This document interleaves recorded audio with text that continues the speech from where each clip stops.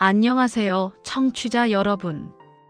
오늘 밤은 한 남자의 마지막 고백에 관한 이야기를 들려드리려 합니다.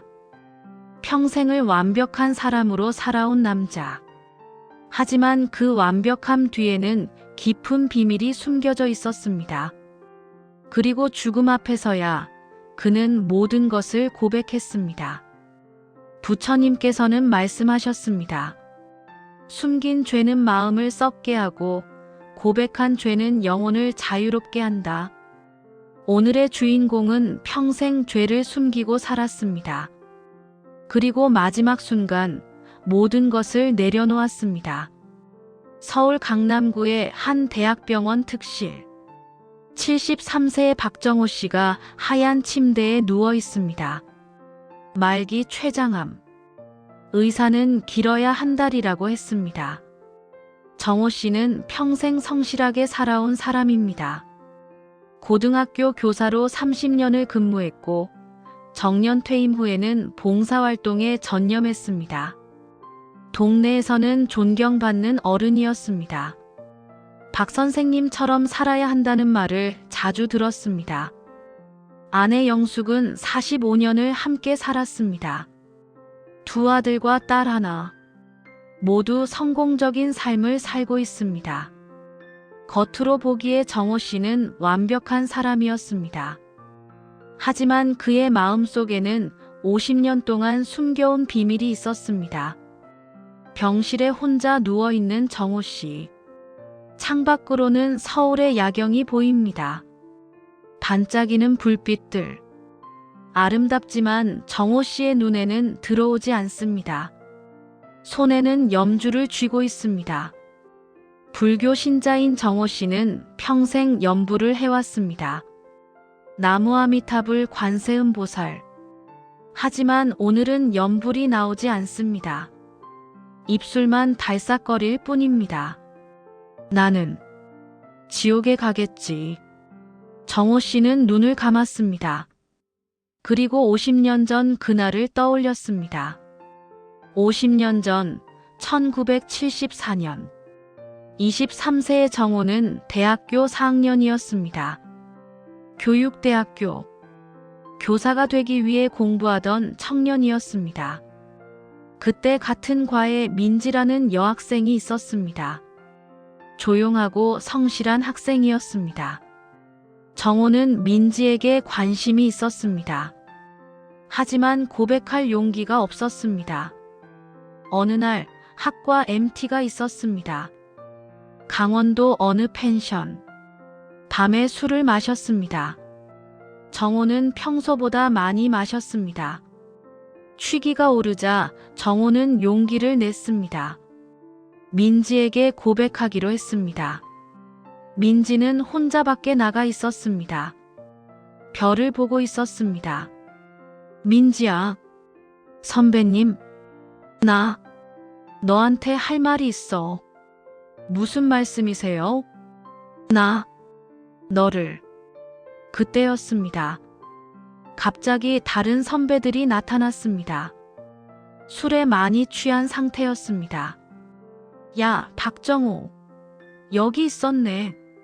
우리 2차 가자. 나 지금. 가자니까. 민지도 같이 가. 민지는 거절했습니다. 저는 괜찮아요. 먼저 가세요. 하지만 선배들은 강제로 민지를 데리고 갔습니다. 2차는 술집이었습니다. 모두 취해서 정신이 없었습니다. 그리고 그날 밤 끔찍한 일이 벌어졌습니다. 몇몇 선배들이 취한 민지를 모텔로 데리고 갔습니다. 정호도 따라갔습니다. 말리려고 했습니다. 하지만 말리지 못했습니다. 아니, 말리지 않았습니다. 무서웠습니다. 선배들이 무서웠습니다. 그리고 어딘가 호기심도 있었습니다. 그날 밤 민지는 성폭행을 당했습니다. 정호는 직접 하지 않았습니다. 하지만 막지도 않았습니다. 그냥 문 밖에서 지켜만 봤습니다. 다음 날 아침 민지는 사라졌습니다. 학교에도 나오지 않았습니다. 전화도 받지 않았습니다. 일주일 후 소식이 들렸습니다. 민지가 자살을 시도했다고, 손목을 그었다고, 다행히 발견되어 살았다고. 하지만 민지는 학교를 그만두었습니다. 소식이 끊겼습니다. 정호는 죄책감에 시달렸습니다. 하지만 아무에게도 말하지 못했습니다. 선배들은 입을 맞췄습니다. 이 일은 비밀이다. 누구한테도 말하지 마라. 정호는 침묵했습니다. 비겁하게. 그리고 그 침묵은 50년 동안 계속되었습니다. 현재 병실. 정호 씨는 눈물을 흘렸습니다. 민지야, 미안해. 진짜 미안해. 50년 동안 단 하루도 민지를 잊은 적이 없었습니다. 매일 밤 꿈에 나타났습니다. 손목에서 피를 흘리며 자신을 바라보는 민지. 왜 나를 구해주지 않았어요? 그 질문에 정호 씨는 대답할 수 없었습니다. 정호 씨는 그 죄책감을 평생 안고 살았습니다. 완벽한 교사가 되려고 노력했습니다. 학생들을 아꼈습니다. 특히 여학생들을 보호하려고 애썼습니다. 봉사활동도 열심히 했습니다. 성폭력 피해자 상담소에서 자원봉사를 했습니다. 모두 속죄하기 위해서였습니다. 민지에게 하지 못한 것을 다른 사람들에게 하려고 했습니다. 하지만 죄책감은 사라지지 않았습니다. 오히려 시간이 갈수록 더 무거워졌습니다. 그리고 이제 죽음이 코앞에 다가왔습니다. 나는 이대로 죽을 수 없어. 고백해야 해. 다음 날 아침, 정호 씨는 아내에게 말했습니다. 여보, 애들 다 불러줘. 애들? 왜? 할 말이 있어. 꼭 해야 할 말이. 영숙은 남편의 진지한 표정을 보고 고개를 끄덕였습니다. 알았어. 오늘 저녁에 다 모이라고 할게. 그날 저녁 가족들이 모두 모였습니다. 큰아들 민수 45세, 둘째 아들 민준 42세, 딸 수진 39세, 그리고 아내 영숙. 아버지, 무슨 말씀 하시려고 다 부르셨어요? 민수가 물었습니다.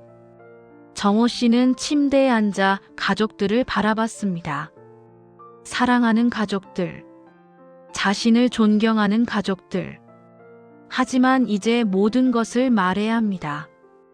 애들아, 그리고 여보. 정호 씨의 목소리가 떨렸습니다. 나는 너희들에게 숨긴 게 있어. 무슨 말씀이세요? 나는 완벽한 사람이 아니야.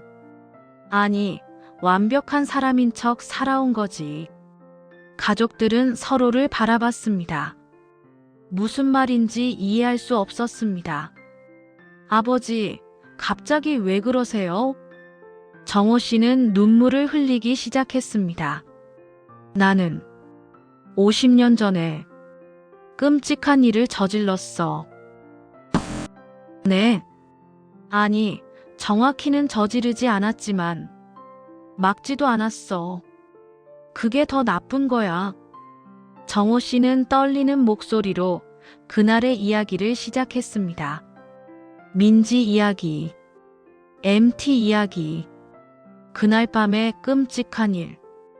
가족들은 충격의 말을 잃었습니다. 나는 직접 하지는 않았어. 하지만 막지 않았어. 문 밖에서 그냥 지켜만 봤어. 아버지, 그 여학생은, 민지는 자살을 시도했어. 손목을 그었어.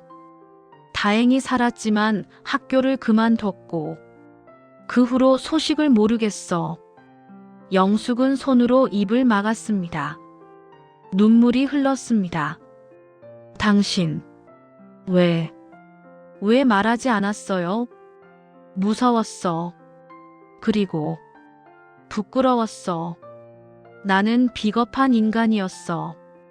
큰아들 민수는 화가 났습니다. 아버지, 어떻게 그런 일을 숨기고 살 수 있었어요? 미안하다. 정말 미안하다. 미안하다고요? 한 사람의 인생을 망쳤는데 미안하다는 말로 끝이에요. 나도 알아. 나도 알아. 둘째 민주는 고개를 저었습니다. 아버지, 저는 아버지를 존경했어요. 평생 본받으며 살려고 했어요. 근데 미안하다 아들아. 나는 존경받을 자격이 없는 사람이야. 딸 수지는 울면서 물었습니다. 아버지, 왜 이제 와서 말씀하세요? 차라리 모르고 사는 게 나았을 텐데. 정호 씨는 수진을 바라봤습니다. 수진아, 나는 죽음이 무서워. 이 죄를 안고 죽는 게 무서워. 부처님께서 말씀하셨어. 지옥에는 3가지 종류가 있다. 폭력을 행한 자, 거짓말을 한 자, 그리고 악을 방조한 자라고. 아버지, 나는 악을 방조했어. 민지를 구할 수 있었는데 구하지 않았어. 그게 나를 50년 동안 지옥에서 살게 만들었어. 정호 씨는 손으로 얼굴을 가렸습니다. 나는 평생 벌을 받고 살았어. 매일 밤 악몽을 꿨어. 민지가 나타나서 물어봐. 왜 나를 구해주지 않았냐고. 나는 대답할 수 없었어. 할 말이 없었어. 방 안에 침묵이 흘렀습니다. 가족들은 아무 말도 할 수 없었습니다. 충격이 너무 컸습니다. 특히 영숙은 멍하니 남편을 바라봤습니다. 45년을 함께 산 남편. 자신이 아는 남편이 아니었습니다. 당신, 나한테도 비밀로 했어요? 미안해, 여보. 말할 수가 없었어. 45년 동안 나를 속인 거예요? 미안해. 정말 미안해. 영숙은 일어섰습니다.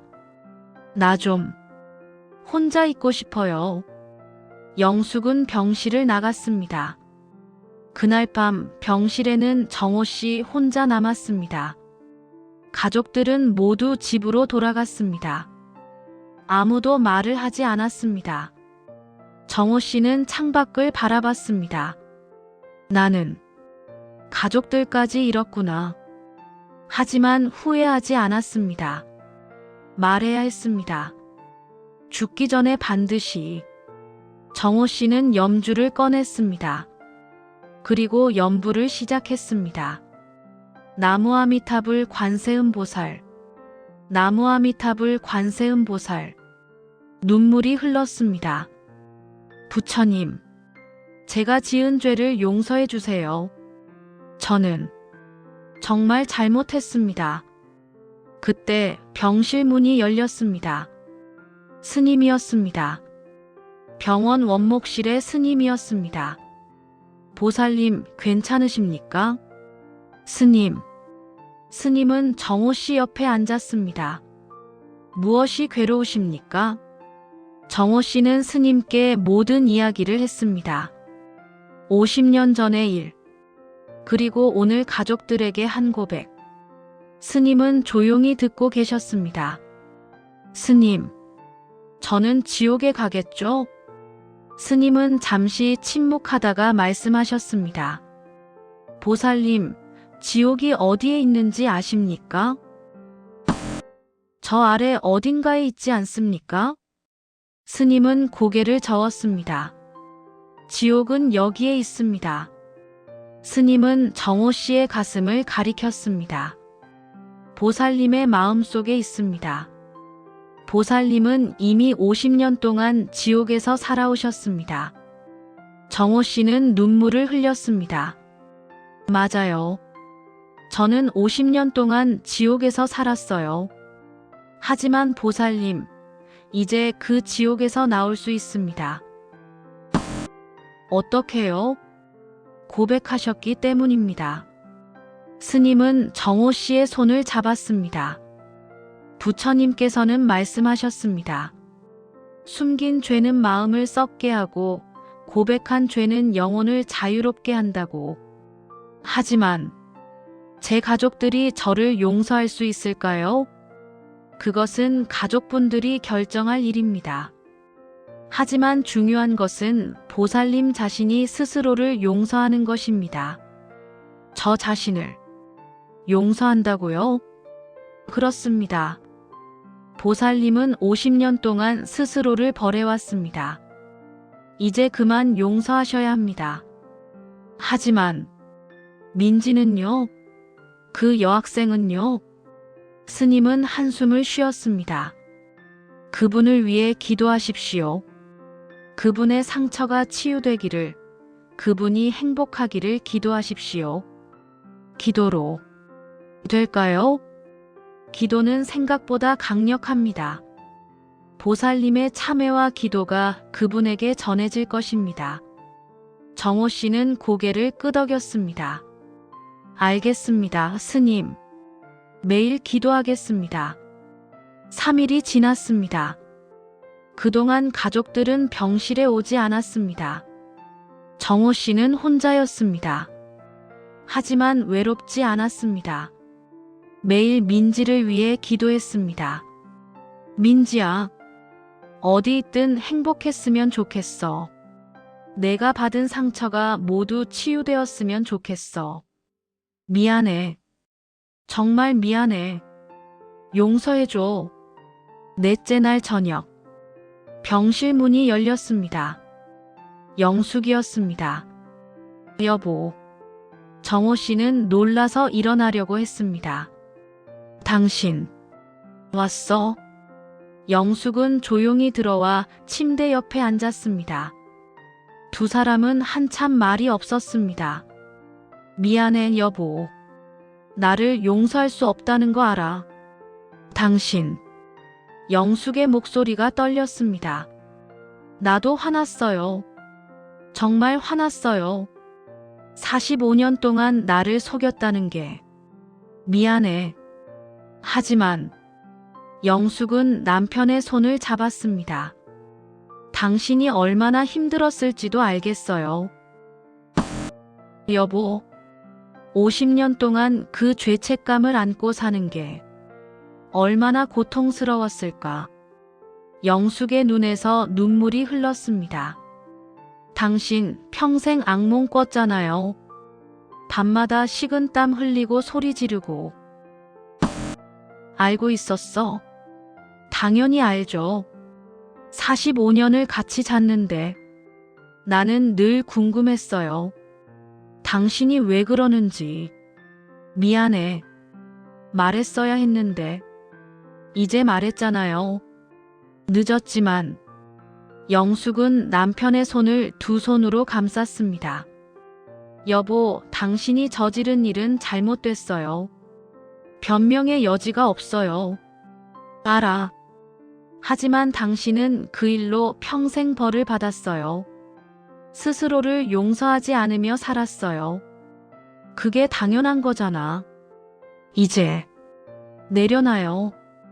정호 씨는 아내를 바라봤습니다. 내려놓는다고. 네. 그 짐을, 그 죄책감을 이제 내려놔요. 하지만 어떻게? 영숙은 남편을 껴안았습니다.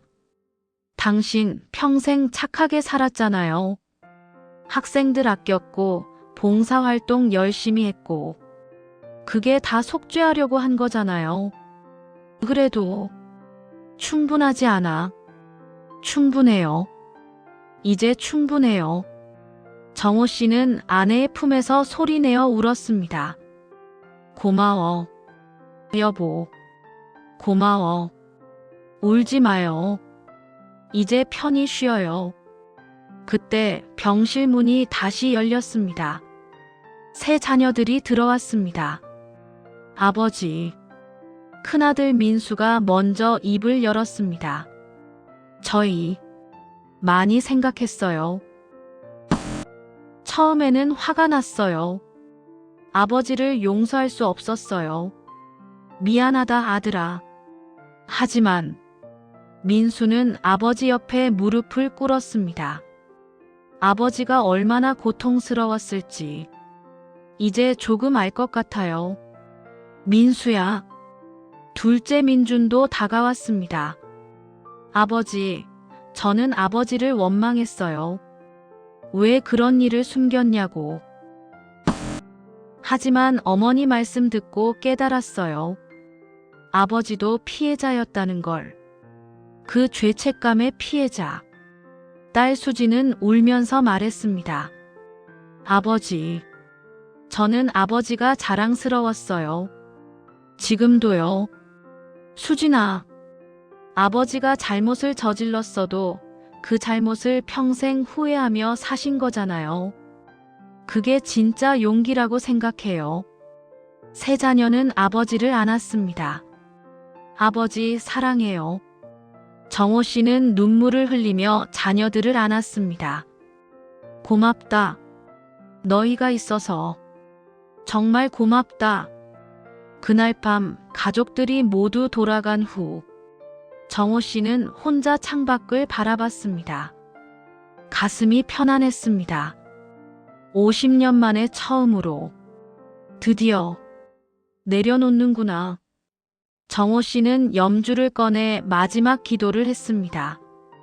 부처님 감사합니다. 저에게 용서의 기회를 주셔서. 민지야, 어디 있든 행복해. 그리고 미안해. 진심으로. 가족들아 사랑한다. 평생 고마웠어. 정호 씨는 눈을 감았습니다. 그리고 조용히, 아주 조용히 숨을 거두었습니다. 얼굴에는 평온한 미소가 걸려 있었습니다. 장례식장. 많은 사람들이 조문을 왔습니다. 제자들, 동료들, 봉사활동 동료들. 모두 좋은 분이셨다고 말했습니다. 영숙은 영정 사진 앞에 서서 남편을 바라봤습니다. 당신, 이제 편히 쉬고 있죠? 그때 한 여자가 조문을 왔습니다. 60대 후반의 여자. 영숙은 처음 보는 얼굴이었습니다. 실례지만 누구시죠? 여자는 잠시 머뭇거리다가 말했습니다. 저는 이민지라고 합니다. 영숙은 깜짝 놀랐습니다. 민지 님. 네, 제가 그 민지입니다. 영숙은 할 말을 잃었습니다. 민지는 영정 사진을 바라봤습니다. 박 선생님, 돌아가셨군요. 네, 저는 선생님한테 감사드리러 왔어요. 감사요? 민지는 눈물을 흘렸습니다. 선생님이 20년 전에 저를 찾아오셨어요. 네, 저한테 무릎 꿇고 사과하셨어요. 그날의 일을, 자신의 비겁함을. 영숙은 몰랐던 이야기였습니다. 그리고 제게 말씀하셨어요. 내가 너를 구하지 못한 건 평생의 죄다. 하지만 이제라도 내가 행복했으면 좋겠다고. 저는 그때 선생님을 용서했어요. 그리고 제 상처도 치유하기 시작했어요. 민지는 영정 사진에 절을 했습니다. 선생님 감사합니다. 저를 구원해 주셔서. 늦었지만 찾아와 주셔서. 그리고 편히 쉬세요. 선생님은 충분히 벌을 받으셨어요. 이제 자유로우세요. 민지는 돌아서서 나갔습니다. 영숙은 그 모습을 보며 울었습니다. 당신, 그렇게까지 했었군요. 나도 모르게. 영숙은 남편의 영정을 바라봤습니다. 당신, 정말 착한 사람이었어요. 끝까지.